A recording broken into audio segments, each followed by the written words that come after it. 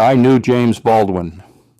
There are truths a nation refuses to hear until it has no choice.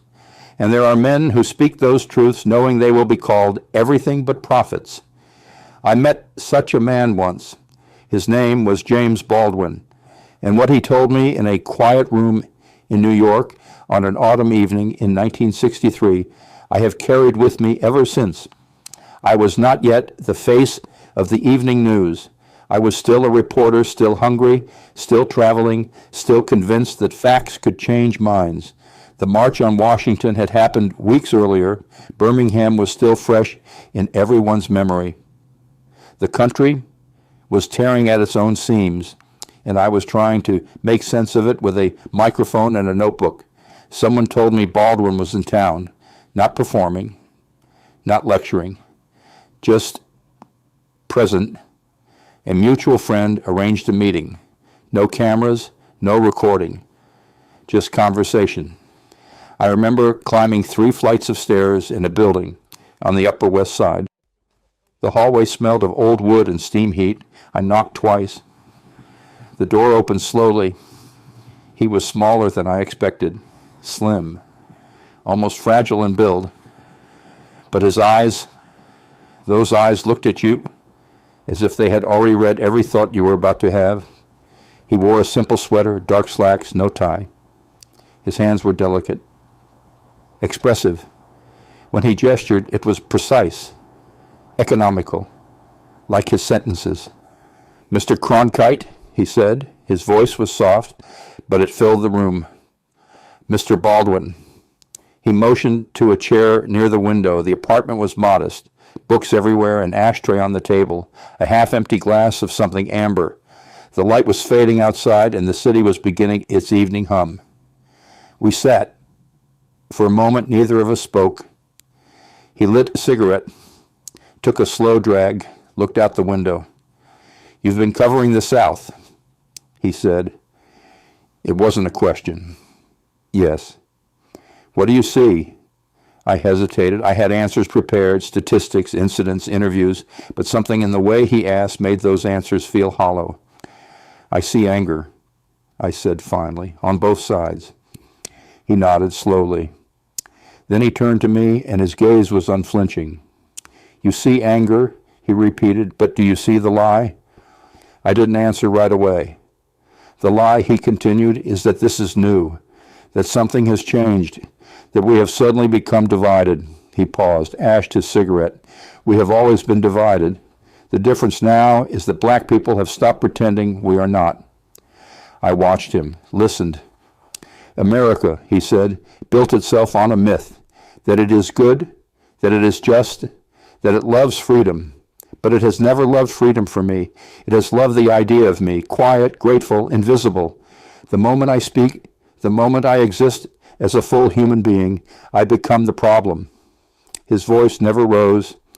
He did not pound the table. He simply stated it, calmly, as if describing the weather. "I have lived in Paris," he said. "I have lived in Europe, and people ask me why I go, why I leave. They think I am running away." He looked at me. "But I am not running from America. I am trying to see it clearly." "You cannot see a thing when you're drowning in it." I asked him if he hated this country. He smiled. It was a sad smile. "I love this country," he said. "That is the tragedy. I love it enough to tell it the truth, and it hates me for that." There was a silence then. Not uncomfortable, just heavy. "You know," he said, leaning back, "white people in this country have a very deep-seated need to believe that black people do not feel pain the way they do, that we do not love our children the way they do, that our grief is somehow less. Because if they believed otherwise, they would have to confront what they have done, and they cannot bear that." He took another drag from his cigarette. "So they make us the problem. They say we are angry. They say we are ungrateful. They say we are moving too fast, asking for too much.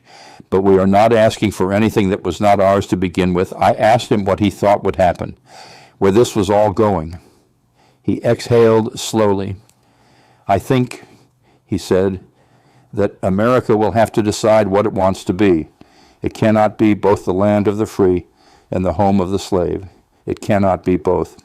And right now, it is trying very hard to be both.